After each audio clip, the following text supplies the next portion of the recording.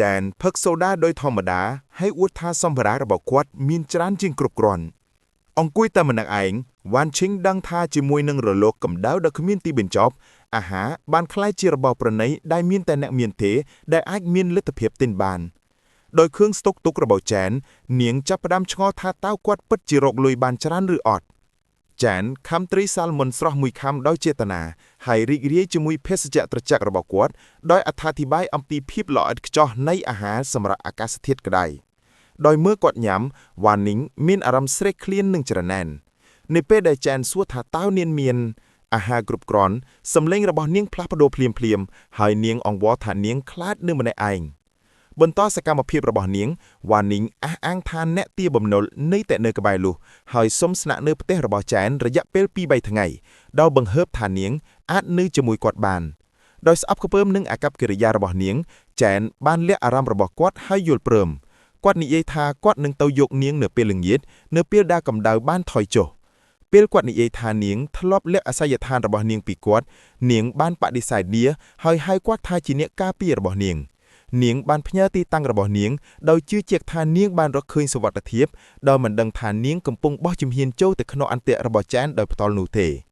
ស្ត្រីនោះឈរនៅមុខកញ្ចក់សង្កេតមើលការឆ្លុះបញ្ចាំងរបស់នាងដោយស្ងប់ស្ងាត់អិរិយាបថនិងការបញ្ចេញមតិរបស់នាងបង្ហាញពីទំនុកចិត្តនៅពេលដែលនាងកែសម្រួលខ្លួនឯងដោយដឹងច្បាស់អំពីរូបរាងរបស់នាងនិងការចាប់អារម្មណ៍ដែលវាទាក់ទាញនាងអង្គុយលើគ្រែដាក់ដៃចុះដោយស្រួលចលនាសម្រាកបានបង្ហាញពីការគ្រប់គ្រងរបស់នាងលើស្ថានភាពដោយកំណត់សំឡេងស្ងប់ស្ងាត់ប៉ុន្តែចេតនាបុរសម្នាក់លូតជង្គង់នៅចំពោះមុខនាងដោយយកចិត្តទុកដាក់លើជើងរបស់នាងខណៈពេលដែលនាងអង្គុយនៅពីលើគាត់ដោយស្រួលនាងអនុញ្ញាតវាដោយមិនស្ទើរស្ទើរដោយចាត់ទុកសកម្មភាពរបស់គាត់ថាជាអ្វីមួយធម្មជាតិនៅរំពឹងទុកក្រោយមកនាងបានអៀងខ្លួនចុះជាមួយនឹងភ្លើងនៅក្នុងដៃសម្លឹងមើលអណ្ដាតភ្លើងដោយស្នាមញញឹមស្រាលការសម្លឹងមើលដ៏ស្ងប់ស្ងាត់របស់នាងឆ្លុះបញ្ចាំងពីជំនឿរបស់នាងថាមានតែជីវិតដែលគ្មានកង្វល់នឹងរីករាយទេដែលស័ក្តិសមនឹងរស់នៅការគោះទ្វារភ្លាមបានរំខានដល់ពេលវេលាដ៏ស្ងប់ស្ងាត់របស់នាងងាកពេលនាងបើកទ្វារនាងស្វាគមន៍ភ្ញៀវដោយស្នាមញញឹមស្ងប់ស្ងាត់ហើយសួរដោយធម្មតាអំពីពេលវេលាសំឡេងរបស់នាងនៅតែស្រាលដូចជានាងកំពុងព្យាយាមគ្រប់គ្រងស្ថានភាពពេលនាងមើលទៅជិតទឹកមុខរបស់នាងផ្លាស់ប្ដូរ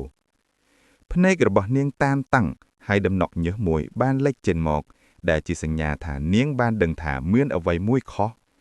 មួយសន្ទុះក្រោយមកបរិសុទ្ធជាច្រើនអ្នកបានឈរនៅពីមុខនាងនៅក្នុងបន្ទប់ដោយភ្ញាក់ផោលនាងសួរថាតើពួកគេបានរកឃើញទីតាំងរបស់នាងដោយរបៀបណាដោយដឹងថាជីវិតឯកជនរបស់នាងទើបតែត្រូវបានលាតត្រដាងបរិសុទ្ធនោះទាមទារឲ្យសងប្រាក់ដែលជំពាក់ក្រុមរបស់គាត់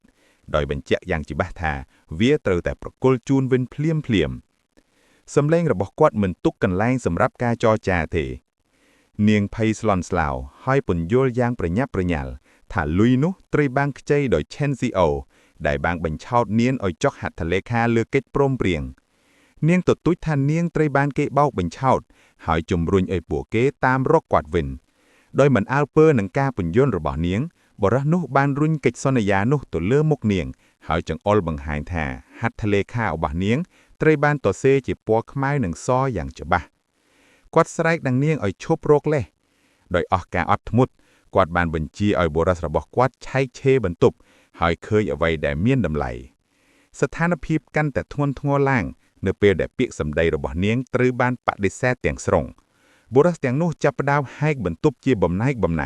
ធ្វើឲ្យរបស់របរដួលរលំនៅពេលដែលពួកគេស្វែងរកយ៉ាងអកម្មនាងស្រែកឲ្យពួកគេឈប់ហើយទទូចថានាងកំពុងហៅ Chen CEO ឲ្យត្រឡប់មកវិញជាបន្ទាន់ដោយមិនខ្វល់ពីការព្រមានរបស់នាងមេដឹកនាំបានអង្គុយលើសាឡុងខណៈពេលដែលកាបូបនិងគ្រឿងអលង្ការត្រូវបានបោះចោលនៅពីមុខគាត់ពិនិត្យមើលរបស់របរទាំងនោះដោយធម្មតាចាត់ទុកភាពវិវរនេះជារឿងធម្មតានាងឈរកកនៅក្បែរនោះដោយចាប់ខ្លួនឯងដោយការភ័យខ្លាចខណៈពេលដែលរបស់របររបស់នាងត្រូវបានលាតត្រដាងបុរសនោះបានបណ្ដេញចេញពីសាលដោយកត់សម្គាល់ថារបស់មានតម្លៃស្ទើរតែគ្របដណ្ដប់ចំណាប់អារម្មណ៍ដោយញញឹមត្រចៀកគាត់លើកកាបូបមួយដែលច្បាស់ជាមិនពេញចិត្តប្រតិកម្មរបស់គាត់បង្ហាញយ៉ាងច្បាស់ថារឿងនេះមិនទាន់ចប់ទេហើយសម្ពាធលើនាងទើបតែចាប់ផ្ដើមប៉ុណ្ណោះ មេដឹកនាំរំលឹកកូនប្រុសរបស់គាត់ថាពួកគេបានមកដល់ទីនេះទាំងអស់ហើយមិនអាចចាក់ចេញដោយដៃទេបានឡើយពាក្យសម្ដីរបស់គាត់ធ្វើឲ្យវាคล้ายជារឿងសំខាន់ច្បាស់ណាស់ថាការដើរចេញដោយមិនបង់ប្រាក់មិនមែនជាជម្រើសមួយទេនាងព្យាយាមបញ្ឈប់ពួកគេដោយអស់សង្ឃឹមដោយទទូចថាលុយមិននៅជាមួយនាងទេហើយអង្វរពួកគេកុំឲ្យធ្វើឲ្យស្ថានភាពកាន់តែធ្ងន់ធ្ងរសំឡេងរបស់នាងបង្ហាញពីភាពភ័យស្លន់ស្លោខណៈពេលដែលនាងបង្វិលកំហុសទៅកន្លែងផ្សេងបុរសនោះស្ដាប់ដោយស្ងៀមស្ងាត់ទឹកមុខរបស់គាត់ប្រែជាញញឹមយឺតទៅ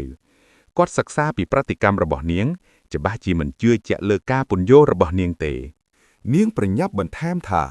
ឈិនឈៀវមានសម្ភារៈហើយនឹងត្រឡប់មកវិញឆាប់នេះដោយជំរុញឲ្យពួកគេរងចាំហើយទាមទារលុយពីគាត់ជំនួសវិញភាពតានតឹងកាន់តែកើនឡើងនៅពេលដែលក្តីសង្ឃឹមចុងក្រោយរបស់នាងព្យួរលើការមកដល់របស់គាត់ក្រោមសម្ពាធនាងបានទាញទូរស័ព្ទរបស់នាងចេញយ៉ាងលឿនហើយចុចទៅឈិនឈៀវដោយសង្ឃឹមថានឹងដោះស្រាយស្ថានភាពមុនពេលវាកាន់តែអាក្រក់ទៅការហៅទូរស័ព្ទបារាយជ័យភ្លាមហើយសារដែលបានថតទុកបានប្រាប់នាងថាលេខនេះមិនអាចប្រើបាននៅពេលនេះទេការក្តាប់របស់នាងកាន់តែតឹងនៅពេលដែលមានអារម្មណ៍មិនស្រួលកើតឡើងនាងព្យាយាមម្ដងទៀតសម្លឹងមើលអេក្រង់ខណៈពេលដែលវារត់ដោយគ្មានចម្លើយរាល់វិនាទីនៃភាពស្ងៀមស្ងាត់ធ្វើឲ្យនាងកាន់តែថប់បារម្ភដោយបន្ទាបទូរស័ព្ទចុះនាងទទួលស្គាល់ថាគ្មាននរណាម្នាក់ឆ្លើយទុកមុខរបស់នាងបង្ហាញពីការភ័យខ្លាចកាន់តែខ្លាំងឡើងនៅពេលដែលជំរឿសចុងក្រោយរបស់នាងរអិលចេញនាងសម្លឹងមើលទូរស័ព្ទរបស់នាងដោយមិនជឿព្យាយាមយល់ថាហេតុអ្វីការហៅទូរស័ព្ទមិនបានសម្រេចការភ័ន្តច្រឡំនិងការសង្ស័យបានជ្រាបចូលទៅក្នុងទុកមុខរបស់នាង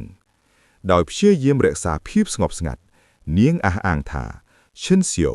ប្រកាសជារវល់ហើយមិនបានឮទូរស័ព្ទនាងទទូចថានាងនឹងទូរស័ព្ទម្ដងទៀតដោយសង្ឃឹមថានឹងពន្យាពេលអ្វីដែលនឹងមកដល់មេដឹកនាំស្រាប់តែផ្ទុះកំហឹងចាប់សម្លៀកបំពាក់របស់នាងហើយហៅនាងថាលោកងុងដែលទុកចិត្តឈិនសៀវគាត់និយាយដោយត្រង់ថាឈិនសៀវមិនដែលមានបំណងសងប្រាក់វិញទេដោយភ្ញាក់ផ្អើលនឹងការចោទប្រកាន់នេះនាងក៏ស្រឡំកាំងដោយការភ្ញាក់ផ្អើលការយល់ដឹងចាប់ផ្ដើមលិចលង់ធ្វើឲ្យនាងនិយាយមិនចេញខណៈដែលស្ថានភាពកាន់តែងងឹតទៅមេដឹកនាំស្រាប់តែចាប់នាងរឹតចំណងរបស់គាត់ឲ្យណែនខណៈពេលដែលនាងតស៊ូនិងទាមទារឲ្យដោះលែងការក្តាប់របស់គាត់បង្ហាញយ៉ាងច្បាស់ថាគាត់គ្មានចេតនាដោះលែងនាងទេដោយភ័យស្លន់ឡនាងស្រែកឲ្យពួកគេរកឈិន XO ជំនួសវិញដោយទទូចថាគាត់ជាអ្នកដែលមានអ្វីដែលពួកគេចង់បានការអង្វររបស់នាងចេញមកដោយអស់សង្ឃឹមនិងតានតឹងនាងត្រូវបានអូសឆ្លងកាត់ឥដ្ឋខណៈពេលដែលសំឡេងស្រែករបស់នាងបន្លឺពេញបន្ទប់បរោះឈរពីលើនាងមិនអើបអើនឹងការតស៊ូរបស់នាងទាំងស្រុងទ្វារបិទដោយកម្លាំងកាត់ផ្តាច់ឱកាសនៃការរត់គេចខ្លួនស្ថានភាពកាន់តែធ្ងន់ធ្ងរឡើងនៅពេលដែលនាងជាប់គាំងដោយគ្មានអ្នកណាមកជួយទូរស័ព្ទរបស់នាងរអិលចេញពីដៃនិងបែកខ្ទេចខ្ទីនៅលើឥដ្ឋអេក្រង់ប្រៃស្រាមខណៈពេលដែលសំឡេងយំរបស់នាងត្រូវបានកាត់ផ្តាច់ពាក់កណ្ដាលការហៅទូរស័ព្ទភាពភ័យស្លន់ឡោកើនឡើងនៅពេលដែលការទ័ពចំណងចុងក្រោយរបស់នាងត្រូវបានបំផ្លាញនៅកន្លែងផ្សេងទៀតឈិនសៀវអង្គុយយ៉ាងស្ងប់ស្ងាត់នៅក្នុងបន្ទប់ស្ងៀមកាន់កែវស្រាមួយកែវខណៈបៀលកំពុងធ្វើការលើកុំព្យូទ័ររបស់គាត់ទូរស័ព្ទរបស់គាត់នៅក្បែរនោះមិនបានអើបអើនិងស្ងៀមស្ងាត់គាត់ពិលភេសជ្ជៈដោយចៃដន្យហើយនិយាយថាលីវមីងមានរសជាតិដោយចាត់ទុកភាពវេវាស់ដែលគាត់បានបង្កគ្រាន់តែជាកំសាន្តតែប៉ុណ្ណោះនៅខាងក្រៅទីក្រុងរាត្រីឈរព្រងើយកណ្ដាលនិងស្ងប់ស្ងាត់ភាពផ្ទុយគ្នាបង្ហាញយ៉ាងច្បាស់ថាខណៈពេលដែលនាងជាប់គាំងក្នុងភាពអស់សង្ឃឹមគាត់នៅតែមិនប៉ះពាល់នឹងមានអារម្មណ៍ស្រួលទាំងស្រុងនាងដួលនៅជ្រុងមួយយំសោកដោយមិនអាចគ្រប់គ្រងបានខណៈដែលការភ័យខ្លាចនិងការសោកស្ដាយគ្របដណ្ដប់លើនាងបន្ទប់មានអារម្មណ៍តូចជាងមុននៅពេលដែលស្ថានភាពរបស់នាងលិចលង់ទាំងស្រុងអ្នកដឹកនាំងាកចេញមួយសន្ទុះស្ដាប់ខណៈពេលដែលនាងយំនៅពីក្រោយគាត់ការបែកបាក់របស់នាងគ្រាន់តែបញ្ជាក់ពីរបៀបដែលនាងគ្មានទីពឹងគាត់ដាក់ពេងរបស់គាត់ចូលដោយចៃដន្យ ចំណាប់អារម្មណ៍របស់គាត់ស្រាប់តែកាន់តែខ្លាំងឡើងដោយអ្វីមួយដែលនាងបានរៀបរាប់ពីមុនការផ្លាក់ប្ដូរទឹកមុខរបស់គាត់បង្ហាញពីគំនិតថ្មីមួយកំពុងកើតឡើងអៀងតែចិត្តគាត់ចាប់ចង្ការរបស់នាងហើយទាមទារព័ត៌មានលម្អិតអំពីជេនសៀវកន្លែងនិងរបស់មានតម្លៃនៅទីនោះទឹកភ្នែករបស់នាងនៅតែបន្តហូរចេញមកពេលនាងដឹងថានាងប្រហែលជាទើបតែបង្ហើបពីសម្បិនអាក្រក់បន្ទាប់របស់នាងដោយកំហឹងនាងបានបង្ហើបព័ត៌មានលម្អិតអំពីជេនសៀវរបស់កន្លែងនោះដោយនិយាយអំពីម៉ាស៊ីនត្រជាក់ភេសជ្ជៈត្រជាក់និងអាហារជាច្រើនពាក្យសម្ដីរបស់នាងបានហូរចេញមកនៅពេលដែលភាពអស់សង្ឃឹមបានគ្របដណ្ដប់នាងបន្ថែមថាផ្ទះរបស់គាត់មានអ្វីៗគ្រប់គ្នាដោយប្រកាន់ខ្ជាប់នូវគំនិតដែលថាការបញ្ជូនពួកគេទៅទីនោះអាចជួយសង្គ្រោះនាងប្រយោគនីមួយៗស្ដាប់ទៅដូចជាភ័យស្លន់ស្លោជាងប្រយោគមុនភ្នែករបស់មេដឹកនាំរួមតូចនៅពេលដែលចំណាប់អារម្មណ៍កាន់តែខ្លាំងឡើងក្នុងការសម្រេចចិត្តគាត់បានបញ្ជាឲ្យបុរសរបស់គាត់ទៅរកជេនសៀវប្រកាសថាគាត់ជាគោលដៅពិតប្រាកដនាងទទូចថានាងគ្មានអ្វីនៅសល់ដើម្បីធ្វើធប់ផ្ដោតទៅកម្លាំងរបស់នាងស្ទើរតែ off នៅពេលដែលគាត់សម្លឹងមើលនាងដោយត្រជាក់វាច្បាស់ណាស់ថាជោគវាសនារបស់នាងលែងសំខាន់សម្រាប់ពួកគេទៀតហើយនាងត្រូវបានគេបោះទៅលើគ្រែហើយទប់ចោលនៅទីនោះដោយអស់កម្លាំងទាំងស្រុងនិងមិនអាចទប់ទល់បានទៀតនោះបន្ទប់ស្ងាត់ជ្រុំនៅពេលដែលជោគវាសនារបស់នាងត្រូវបានផ្សារភ្ជាប់មេដឹកនាំឈរថយក្រោយដោយស្ងប់ស្ងាត់កែសម្រួលខ្លួនឯងខណៈពេលកំពុងសម្លឹងមើលនាងស្នាមញញឹមពេញចិត្តបានរីរាលពាសពេញមុខរបស់គាត់នៅពេលដែលគាត់បញ្ជាក់ពីការសម្រេចចិត្តរបស់គាត់ដោយសម្លេងចំអកគាត់បានផ្ដល់សញ្ញាដល់បុរសរបស់គាត់ហើយប្រកាសថាដល់ពេលត្រូវផ្លាស់ទីហើយការផ្ដោតអារម្មណ៍របស់គាត់បានផ្លាស់ប្ដូរទាំងស្រុងពីនាងទ្វារបិទនៅពីក្រោយពួកគេនៅពេលដែលពួកគេចាក់ចេញពីបន្ទប់ភាពរញ៉េរញ៉ៃនិងភាពស្ងៀមស្ងាត់នៅតែមានដែលជាសញ្ញានៃការបញ្ចប់នៃទុក្ខលំបាករបស់នាងនិងការចាប់ផ្ដើមនៃគោលដៅបន្ទាប់របស់ពួកគេទុកចោលតែម្នាក់ឯងនៅក្នុងបន្ទប់ដែលទ្រុឌទ្រោមនាងរួញខ្លួនលើគ្រែអោបក្រសោបក្រណាត់ដែលរែកចេញពេលរាងកាយរបស់នាងញ័រ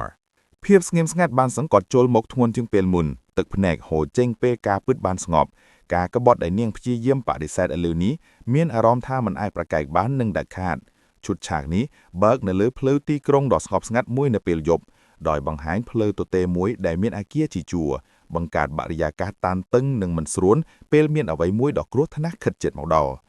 សំឡេងជើងធ្ងន់ធ្ងរបន្លឺឡើងពេលបុរសម្ញាក់បោះជំហៀងទៅមុខដោយទំនុកចិត្តស្បែកជើងប៉ូលារបស់គាត់ប៉ះនឹងដីយ៉ាងខ្លាំងដែលជាសញ្ញាថាក្រុមនោះបានទៅដល់គោលដៅរបស់ពួកគេបុរសមួយក្រុមដើរជាមួយគ្នាពេលកំពុងពិភាក្សាអំពីគោលដៅរបស់ពួកគេដោយពន្យល់ថាសត្វសាហាវឈ្មោះ Zo រស់នៅទីនេះហើយមានអាហារនិងភេសជ្ជៈច្រើនប៉ុន្តែវាមានចិត្តកំណាញ់ខ្លាំងនិងមិនដែលចែករំលែកសូម្បីតែរបស់ចាំបាច់ជាមូលដ្ឋានឡើយបុរសម្នាក់ញញឹមហើយធានាដល់អ្នកដទៃថានៅពេលដែលពួកគេទទួលបានអ្វីដែលពួកគេចង់បាននឹងមានអត្ថប្រយោជន៍ជាច្រើនសម្រាប់ពួកគេដោយធ្វើឲ្យចេតនារបស់ពួកគេច្បាស់លាស់ពេលពួកគេដើរទៅជិតក្មេងប្រុសនោះអរគុណបងប្រុសខាងដោយរីករាយសរសើរចិត្តសបោះរបស់គាត់ហើយនិយាយថាវាមិនគួរឲ្យភ័យផោលទេដែលគាត់អាចថ្លៃទៅជាចៅហ្វាយធំខណៈដែលធ្វើខ្លួនស្ដាប់បង្គាប់ខ្លាំងពេកនៅចំពោះគាត់បងប្រុសខាងប្រាប់ក្មេងប្រុសនោះដោយធម្មតាថាការជួយគាត់មិនមែនជារឿងធំទេហើយសូម្បីតែផ្ដល់ជូនគាត់កន្លែងរស់នៅដោយធ្វើពុតជាមានចិត្តល្អខណៈពេលដែលមនុស្សនៅពីក្រោយគាត់កំពុងមើលដែលស្ងៀមស្ងាត់ពីខាងលើគេឃើញក្រុមនេះឈរនៅកណ្ដាលផ្លូវក្បែរឡានចតមួយដោយបញ្ជាក់ថាពួកគេបានឡោមព័ទ្ធតំបន់នោះទាំងស្រុងហើយគ្រប់គ្រងស្ថានភាពបានបងប្រុសខាងសម្លឹងមើលចុះដោយទឹកមុខមុតស្រួយហើយមានអារម្មណ៍ថាមានអ្វីមួយមិនធម្មតាដោយដឹងដោយស្ងៀមស្ងាត់ថាក្មេងនេះមិនសាមញ្ញដូចគាត់លេចឡើងនោះទេ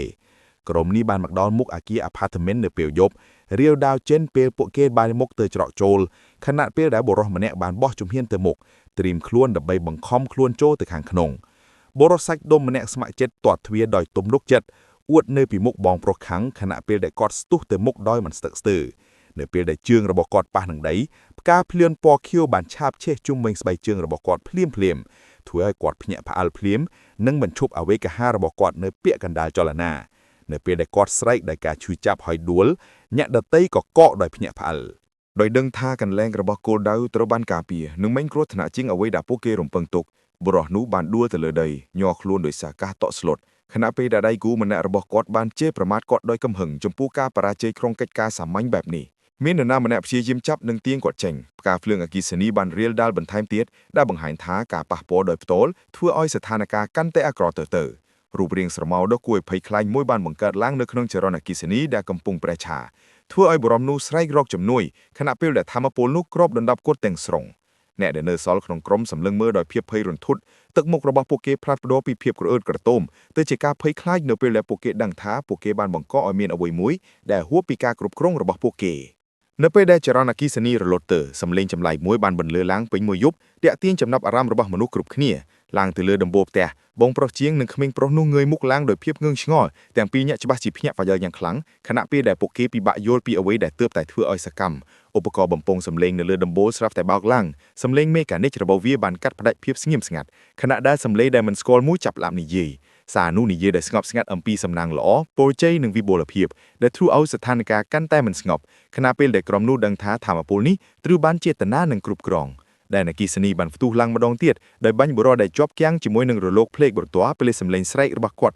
់បន្លឺពេញផ្លូវបងប្រុសហែមបានប្រតិកម្មដោយតក់ស្លុតជេរប្រមាថពេលគាត់ដកថយដោយសភាវកិច្ចខណៈដែលអ្នកដទៃស្តាក់ស្ទើរមិនប្រកាសថាត្រូវវាយប្រហារឬដកថយប្រព័ន្ធមើលមិនឃើញក៏ត្រាការភ័យខ្លាចរបស់ក្រុមក៏ត្រាការតក់ស្លុតការភ័យស្លន់ស្លោនិងការនិយាយមិនចេញខណៈដែលស្ថានភាពកាន់តែអាក្រក់ឡើ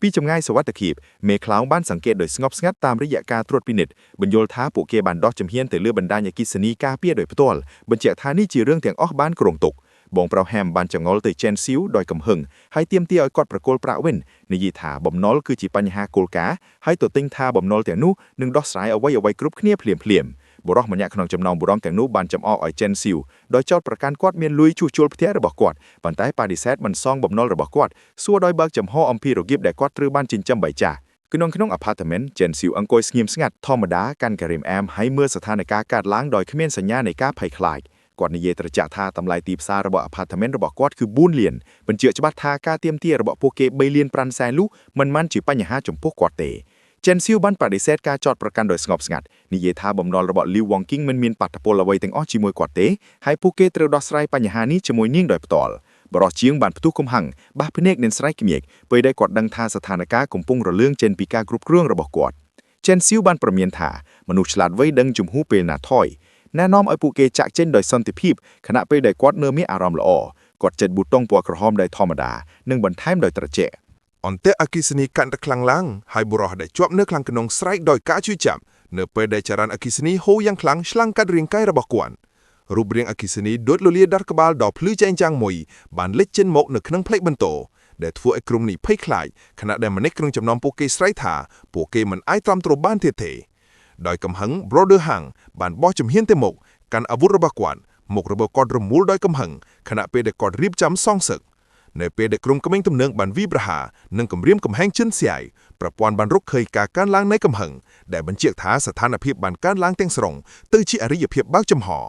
បងប្រុសសេះណាំងមុខឡើងក្រហមដោយការភ័យខ្លាចនិងការខកចិត្តនៅពេលដែលគាត់ដឹងថាស្ថានភាពបានរអិលចេញពីការគ្រប់គ្រងរបស់គាត់ទាំងស្រុង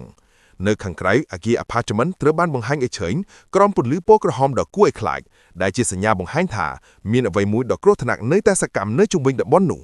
ប្រព័ន្ធនេះសម្គាល់បរិស្ថានកំពុងឡើងកម្ដៅយ៉ាងឆាប់រហ័សដោយបង្ហាញការព្រុំញញងពីសីតុណ្ហភាពខ្លាំងខណៈដែលផ្លូវខាងក្រោមក្លាយជាមិនមានសុវត្ថិភាពទន្ទឹមនឹងនោះឈិនសៀវសម្រាប់នៅក្នុងអាផាតមិនរបស់គាត់ដោយរីករាយនឹងអាហាររបស់គាត់ដោយធម្មតាហើយហៅវាថាស្រស់ស្រាយដោយមិនញឹកនឹងភាពវឹកវរដែលកំពុងកើតឡើងនៅខាងក្រៅការផ្សាយព័ត៌មានបានព្រុំញញថាការស្លាប់ដោយសារជំងឺដាច់សរសៃឈាមខួរក្បាលកំពុងកើនឡើងនៅទូទាំងទីក្រុងដែលជំរុញឲ្យប្រជាជនស្នាក់នៅក្នុងផ្ទះខណៈដែលសីតុណ្ហភាពខ្លាំងនៅតែបន្តកើនឡើងនៅក្នុងអាផាតមិនរបស់គាត់ឈិនសៀវសម្លឹងមើលទូរស័ព្ទរបស់គាត់ដោយស្ងប់ស្ងាត់ដោយមិនញឹកនឹងការព្រុំញញឬភាពវឹកវរដែលកំពុងកើតឡើងនៅខាងក្រៅសារបញ្ជូនលេខការជជែកជាក្រុមសហគមន៍ដោយចោទប្រកាន់គាត់ថាអត្តនិយមជំទាស់ការមានអាហារទឹកនិងម៉ាស៊ីនត្រជាក់ខណៈពេលអ្នកផ្សេងរងទុក្ខវេទនាក្នុងកម្ដៅអ្នកជិតខាងបានបង្កើនការចោទប្រកាន់របស់ពួកគេដោយទាមទារឲ្យជិនសៀវជិនមកបញ្យួនខ្លួនឯងដោយស្ដីបន្ទោសគាត់ដោយបើកចំហចំពោះស្ថានភាពកាន់តែអាក្រក់របស់ពួកគេឈិនសៀវភឹកភេសជ្ជៈរបស់គាត់ដោយធម្មតារក្សាភាពស្ងប់ស្ងាត់និងសម្រាប់ទោះបីជាមានកំហឹងនិងសម្ពាធកាន់តែខ្លាំងឡើងនៅខាងក្រៅក៏ដោយមិនមានភាពបន្ទាន់គាត់បានបន្ថយដៃចុះហើយមើលទូរស័ព្ទរបស់គាត់ដែលច្បាស់ណាស់ថាមិនរងផលប៉ះពាល់ដោយការចោទប្រកាន់និងការគំរាមកំហែងដែលសម្ដៅមកលើគាត់នោះទេរឿងនេះភាគពីសូមចប់សិនហើយណាបាទបើចង់មើលបន្តទៀតកុំភ្លេចចុច like subscribe និង comment ថាល្អមើល Bye bye មើលស្ថានភាពដោយប្រយ័ត្នប្រយែងដើម្បីកំណត់ពេលវេលាដ៏ល្អដើម្បីឆ្ពោះទៅមុខដោយមិនមានការសង្ស័យ